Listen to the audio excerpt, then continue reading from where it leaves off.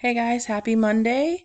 We're going to start line plots and looking at line plot graphs similar to bar graphs, but just using dots and counting those as votes instead of adding it to bars. But there is a quick introductory lesson and some practice today just to get your feet wet.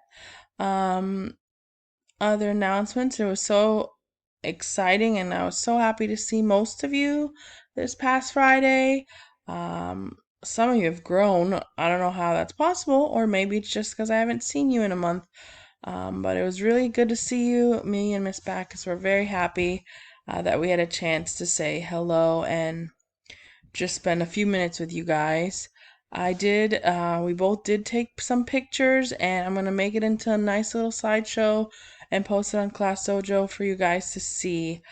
Um, Word problem of the day has been changed from the discussion to a quiz. It doesn't mean it's graded as a quiz, but I have had some students not following the reply button rule and they're just looking at the answers.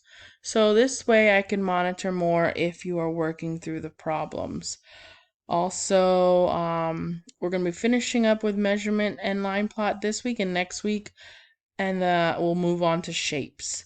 So those are pretty much my announcements for this week. If you have any questions, just email me or dojo me. You guys have a great Monday.